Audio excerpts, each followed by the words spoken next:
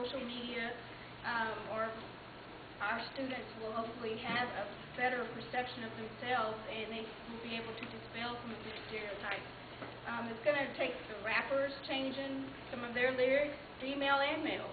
It's not just the males who use misogynistic lyrics.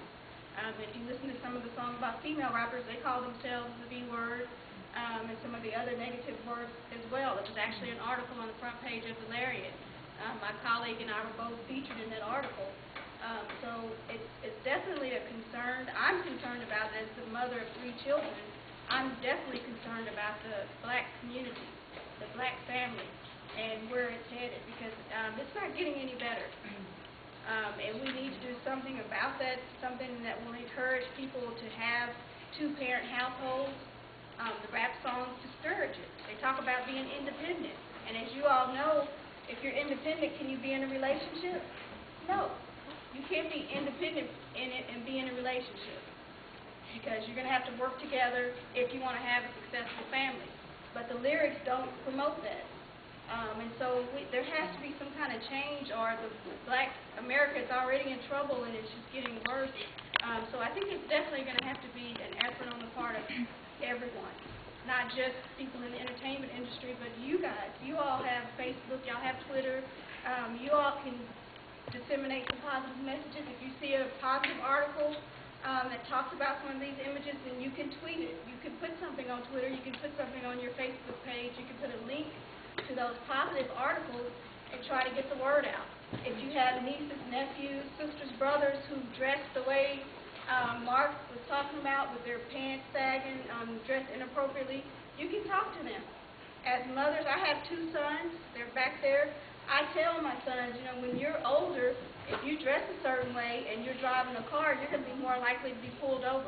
If you're driving a certain type of car, if you're dressed a certain way, you're more likely to be pulled over. And what happens when people are pulled over more? In the process of being pulled over more, police officers are going to find more things, and you're probably more likely to get in trouble. So that's the main concern with racial profiling, and that's what has happened with African Americans and Hispanics. They've been pulled over so much that statistics show that we're more likely to do certain things, but it's only because we're more likely to be pulled over. So that's something that I'm very worried about as a parent. Some of you may know I work at News 10, which is the CBS affiliate here in town, and the reason why I asked the question is one of the things that I see in just the business model of how entertainment and the television networks operate is that, right now you pretty much have to have financing that drives, whether, if you look at the trailers or the behind the scenes, a lot of times these movies take 4 or 5 years to make. There's usually a big financier. You were talking about how Langston Hughes had financiers that financed his artwork when he lived in New York, for example. And so one of the things that I would think that maybe your generation and you guys consider is how you can create forms that don't rely, like Tyler Perry, that he really writes his own movies. He does a lot of things that go direct to DVD, or he has a distribution model. And that's like, at least from my experience of working in the industry, is that a lot of what we see is that there's a business model, meaning companies like Sony and ABC and CBS Corporate, they need to make a certain amount of money, and so they basically will pay for a certain product, because I've come across, for example, writers who have good ideas, but how do you get them to the large screen, or how do you get them to the masses? So just from my experience, I think maybe a helpful conversation is with the tools we have today and the brain power. Many of you have, like that Apple computer. I mean, that's a publishing. That you can make movies from that. How do we take the things that we have to change and get the product that you want? And then the secondary, I think you were right on, is just really educating. I don't think so much educating. I think you have to market, and you have to develop a clientele that will purchase your product.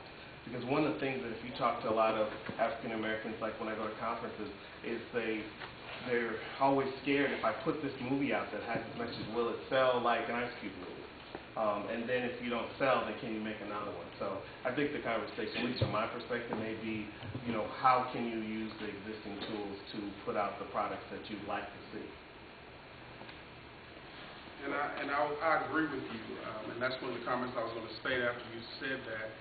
It takes people who are going to support the efforts of the individuals who will produce the type of media that you're specifying. There are different type of grassroots efforts going on right now, trying to, like Tyler Perry, trying to offset some of those negative portrayals of blacks in media.